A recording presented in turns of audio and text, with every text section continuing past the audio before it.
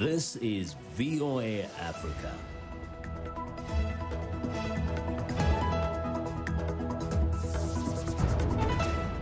Hello, I'm Esther Githui-Ewart. It's Friday, September 11th. This is Africa 54. Due to the global outbreak of COVID-19, Voice of America is taking every necessary precaution to safeguard its employees. So our broadcast will look a little different today and in the near future as we, out of an abundance of caution, reduce our staffing at VOA headquarters here in Washington. We're working to help keep you informed about what's going on, and we appreciate you staying with us on Africa 54. Mali's military junta leaders are resuming their three-day national consultation Friday to outline a transition to a civilian government 1 month after deposing former President Ibrahim Boubacar Keïta. Thursday, Kano Assimi Goïta, the head of the military junta, told political parties and civil society groups gathered in Bamako that everyone must put aside their differences to lay the foundations for a reformed Mali built on work, efficiency, and social justice. ECOWAS is insisting the junta install civilian transition leaders by September 15th and hold an election within 1 year for a president and prime minister. But the military wants a 3-year transition to include the writing of a new constitution. A disabled 9-year-old boy in Malawi has shown his community that being born with physical challenges does not prevent you from doing many things. Talandiro Kogoya was born with only one limb, but taught himself how to write, play football, and ride a bicycle. A documentary about his moving life has been nominated for Australia's 2020 Focus on Ability Short Film Festival to take place in October. Lamek Masina reports from Palombe district in southern Malawi. Raising 9-year-old Talandira, who was born with only one complete limb, was not easy for the Kogoya family. Some women were laughing at me when they saw us riding on the bicycle to school. They would say that they wouldn't bother to take such a child to school every day. I would just ignore them and say to myself, this is a God-given child. But this southern Malawi's community's judgment against Talandira changed when he proved that being disabled does not mean being helpless. His self-taught skills were featured in a local documentary called Chosen, which was nominated for Australia's October Focus on Ability Short Film Festival. Malawi's authorities say Talandira's story sets a great example for other disabled people and how they should be supported. We are very proud of Talandira being engaged in a competition. This will assist other parents to come out and expose their children to various social activities, that they can be assisted a lot and they can achieve what they are expecting in the future. Talandira's mother is confident that the documentary about her son will do well at the festival. The dedication and wisdom that he has are what makes me believe that my son's documentary will win the award. As for this grade 3 student, his dreams don't stop in Australia. Talandira says he plans to fly airplanes. I want to be a pilot because they fly people to various destinations across the world. I also want to see those places. In the meantime, Talandira is happy piloting his bicycle around the neighborhood. Lamek Masina for VOA News, Palombe, Malawi. South Africa's Clix group says it is removing Tresemme products, a Unilever brand, from its shelves after an advertisement posted on the drug retailer's website was accused of being racist. Sisipo Sikweya explains. South Africa's Clix group said on Tuesday that it will remove Tresemme hair products from its shelves after an advertisement posted on the drug retailer's website was accused of being racist. The advert showed an image of African black hair, which it described as frizzy and dull, while an example of white hair was referred to as normal. That sparked protests led by hard-left opposition party, the Economic Freedom Fighters, who demanded that stores be shut for at least a week. Some stores across the country were were closed on Tuesday after being damaged the previous day. Johannesburg resident Zolega Ntloko said the advert had an impact on her. They compared two different things that are not the same. So it clearly means that racism won't end. It won't. Clix removed the advert and apologized, as did Tresemme South Africa. Clix said all employees responsible for publishing the advertisement have been suspended and had accepted the resignation of the senior executive responsible. Unilever, the owner of Tresemme, did not respond to requests for comment. That was Sisipo Sikweya of Reuters reporting. Guinean President Alpha Conde can seek a third term according to the country's constitutional court. The ruling paves way for the incumbent president to seek an additional term in office despite strong opposition. Opposition and civil society groups say the president is violating the tenets of democracy after amending the constitution to enable him to seek an additional term in office. They boycotted the March referendum, but voters approved the measure. Sidia Toure, the leader of the Guinean Opposition Union of Republican Forces, says the constitutional court ruling is an affront to the country's democracy. In the absence of students, chickens have been moved into the classrooms of one school in central Kenya, and vegetables grow in the sports field. It is a sign of how private schools have been turned to other ways of making money to replace lost school fees. Okwi Oko reports. In one town in central Kenya, chickens have taken over the classroom. With no students since March, the country's over 11,000 private schools have lost their income, putting them at risk of permanent closure. But at the Roka Preparatory in Mwea, the haunting absence of pupils gave director James Kongo an idea. When you wake up in the morning and you hear the empty classes looking at you, it's an investment, very discouraging. And quickly I thought of occupying the classrooms. And the idea that came first was to keep chicken. And he didn't stop at poultry. Rows of spinach, tomatoes, and kale sprout from the field where children once played football, tended by the school's head teacher, Moses Wandera. It's a project that I would wish to continue with it as a side hustle other than just the main employment. Kenya's private schools serve around 2.6 million children, according to the Private Schools Association, and range from bare classrooms to ultra-manicured campuses, serving the nation's elite. Most of the 158,000 teachers working in private schools are on unpaid leave. But by turning to farming, Kongo says he's been able to continue paying partial salaries, even though the school has lost at least $184,000 in school fees. Whoever has a private school must be thinking outside the box, that never again shall we depend on children alone.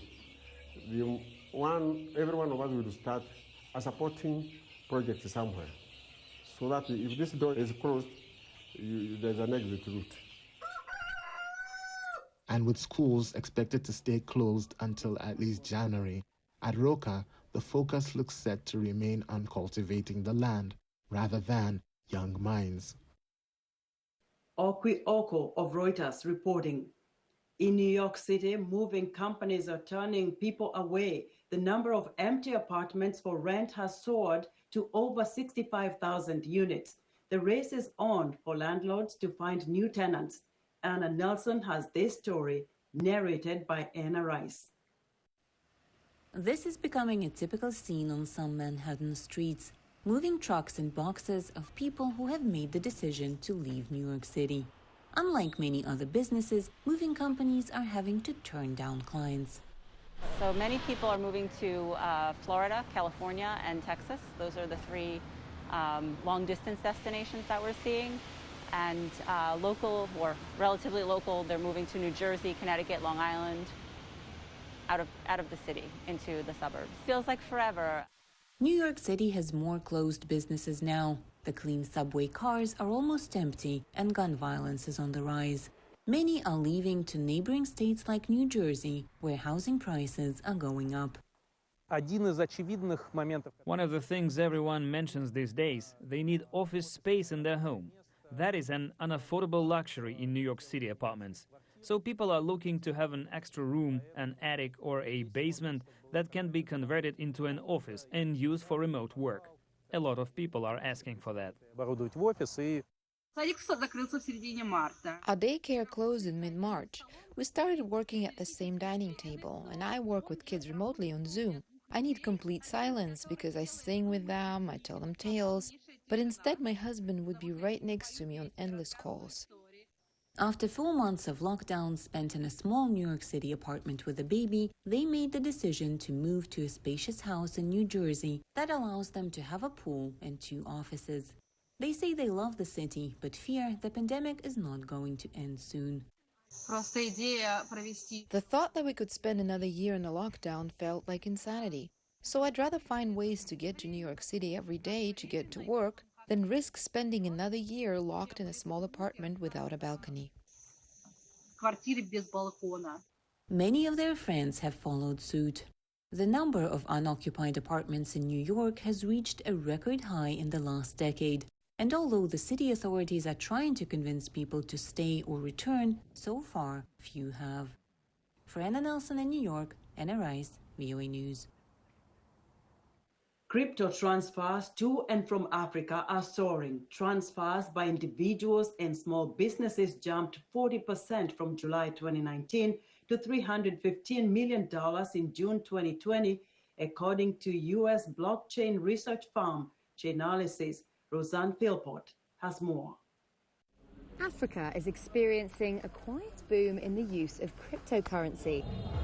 Over the last year, crypto transfers by individuals and small businesses soared by over 40% to a whopping $315 million in June.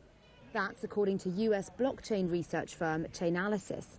Reuters Nigeria bureau chief Alexis Akwajiram. This trend is primarily being driven by small businesses. That's because over the course of the last year, currencies across the continent have become weaker and weaker. And as that happens, it becomes harder and harder to get hold of dollars, which are the currency of global trade. To get round this, what small businesses are doing across Africa is to use Bitcoin. In doing so, they are able to interact directly and trade directly with partners in other parts of the world. Users say cryptocurrencies are helping people make their businesses quicker, smoother and more profitable. This has been the case in Nigeria in particular, which has seen a massive uptick in the use of Bitcoin. In this place now, 30-year-old Abolaji Adunjo is one of the people at the heart of a quiet boom for Bitcoin in Africa's largest economy. we trade with Bitcoin, which is a very easy way of doing business. Because with Bitcoin, you don't have to pay charges. You don't have to buy dollars. You don't have to convert your naira to dollar before you buy. Nigeria's small crypto transfers totaled over $55 million in June. The number of transactions also soared, jumping more than 55% to 120,000. The reason? The country's oil-dependent economy was rocked by low global crude prices and lockdowns, which in turn has weakened the local currency. The Nigerian naira currency has been devalued twice so far this year, and it's increasingly hard for businesses here in Nigeria to get hold of the dollars they need to trade with global partners. To get round this, businesses are using Bitcoin. In a continent where there are massive informal economies, this is something that can help businesses to grow. But even as Bitcoin usage widens, there are some serious risks for its growing army of crypto users. Bitcoin's legal status remains unclear in many African countries, and converting local currencies to and from Bitcoin still relies for many on informal brokers. Across the continent, there is little to no regulation whatsoever when it comes to cryptocurrencies. That means that there is potential risk because you could be exposed to a scammer if you're a business person, and then you have no recourse to seek help from authorities because of that lack of regulation. Roseanne Philpott of Reuters reporting. We're excited to hear what you think about Africa 54 and the stories we cover during the discussion on Facebook. The address is Africa 54. We're also streaming our broadcast live on Facebook. Please watch and share our show with your friends. Also check out our headlines 24/7 on voaafrica.com. Coming up, Heather Maxwell brings us the Song of the Week by artist Dari. We'll be right back.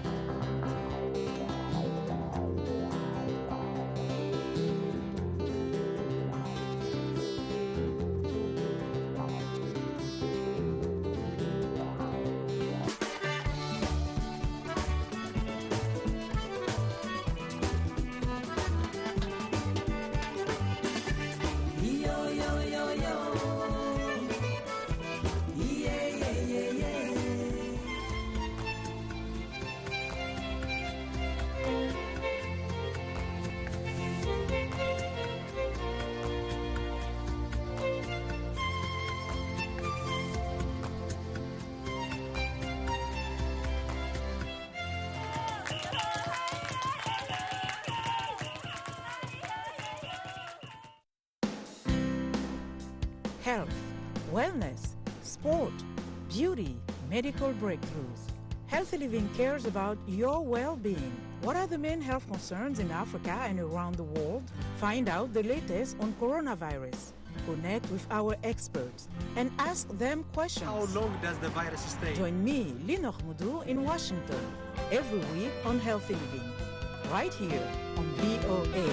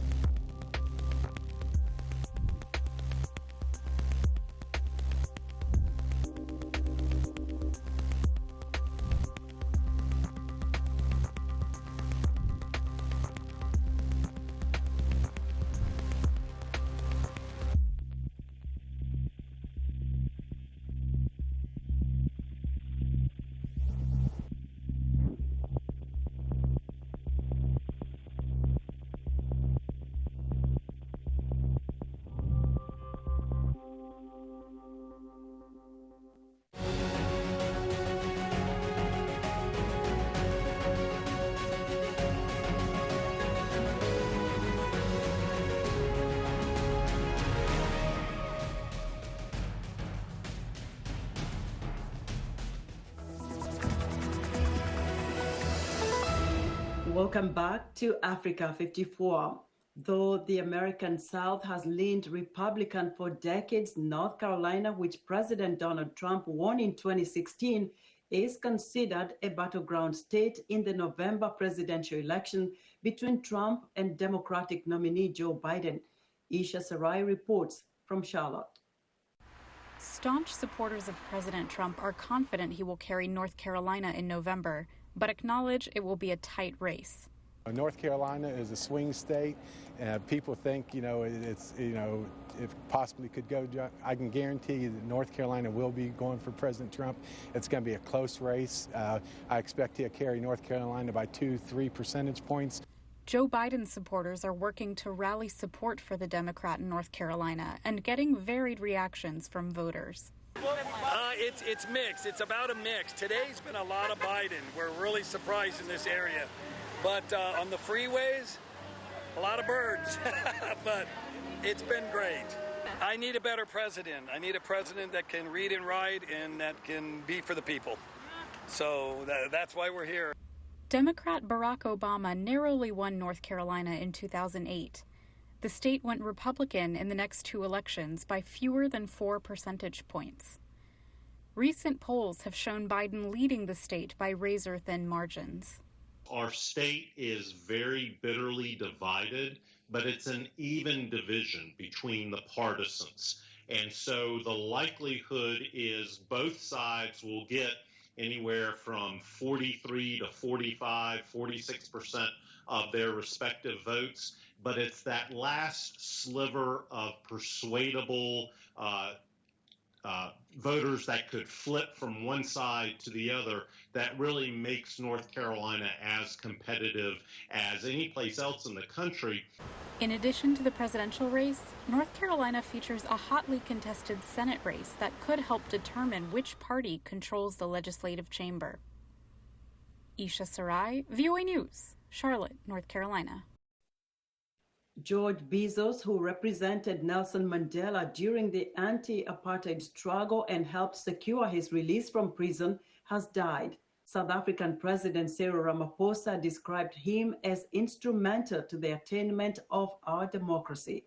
Edward Barron has more on Bizos' life and legacy. George Bizos, the human rights lawyer who defended Nelson Mandela in many of his trials during the anti-apartheid struggle, died on Wednesday at the age of 92.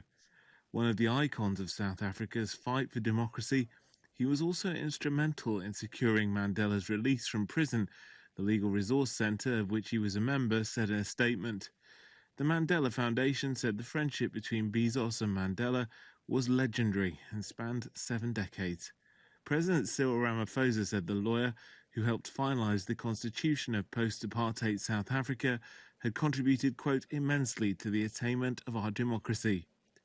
Bizos represented Mandela during the Rivonia trial in the 1960s.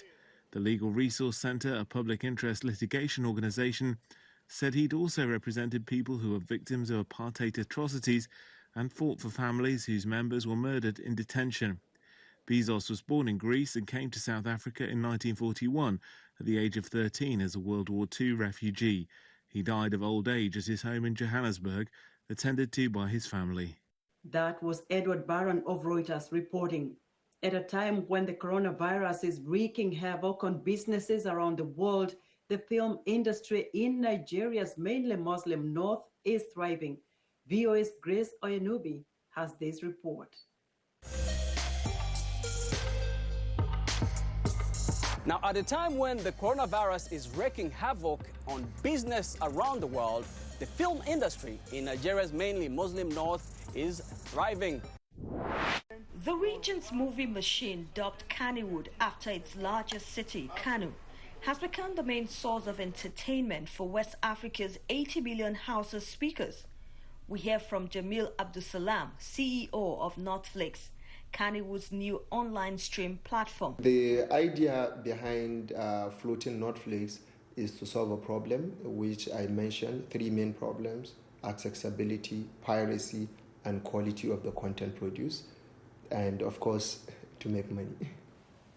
We have a lot of people, being a high net worth individual, middle class people, and even low income earners. Those that are a fan of the Hausa film industry, they are subscribing to our platform and they are having access to watch any content they want to watch. Netflix has seen its client base soar since authorities imposed lockdown to contain the coronavirus pandemic back in March. And Kannywood movie producers like Uze Usman are taking their work to the next level because of it. It now makes us as movie makers from the northern part of Nigeria to up our game, because it makes us to understand that our major clients, our major audience from the northern part of Nigeria are moving to stream.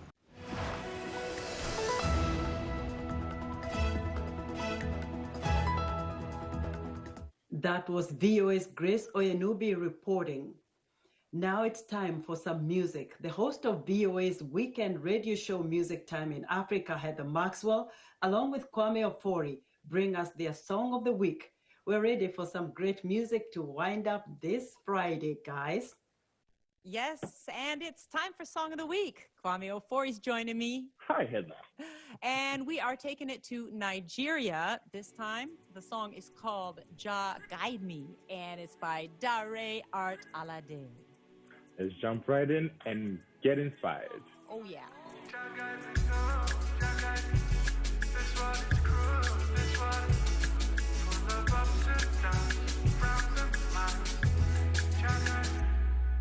I ain't gone over, I ain't gone on.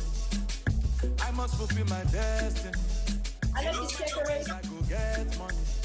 I see the for me now. So let the blood cover me, let it cover me. God protect me from my enemy. This video is so beautiful, Kwame and everybody. I chose it this week because it has these elements of the future. It's really Afro-futuristic. It also has elements of tradition with Afro beats and those horn lines that are so Fela-esque. And it's also very spiritual. It's incredibly artistic. It's like a piece of art set to music. And then there's the message, which is a message of hope. And boy, do we need that in these times. Yes, we do. We do. I agree with everything you said. It's just a beautiful video.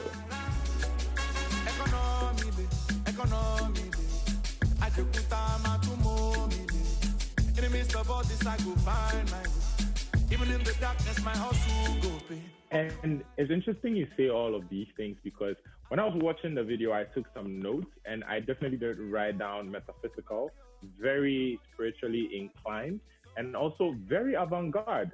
Definitely Afro-futurism going on there. And you can see that spiritualism, even though it's an inspirational song boiling to the Christian side, very skewed to the Christian religion, definitely invoking certain traditional elements of his Nigerian roots. And I appreciated that a lot. It made for a beautiful, beautiful video. Those situations get tougher and harder. I believe in the one and only song, but my liberty share. Now, this is Dare's first single and music video that premiered August 14th. Since 4 years about? Since his 2016. 2016, since his last big hit. Mm-hmm. And I was watching a video of him talking about the making of, and he was saying that, you know, there are several reasons why he made this video with this message. One, because of COVID. Two, because of looting. And the chaos of Lagos, which seems to be a theme, Kwame, that you and I have Thanks to files from last time. Yeah. Exactly. But anyway, a message of hope. We all need it. You can never get, too much of that. I agree. So that was Song of the Week. I'm Heather Maxwell. And I'm Mr. Asante here for you now and always. We'll see you next time. Cheers. That was Heather Maxwell and Kwame Ofori with our Song of the Week. And that's our show for today. Be sure to watch Africa 54 on our website at voaafrica.com. From all of us here in Washington, have a great weekend.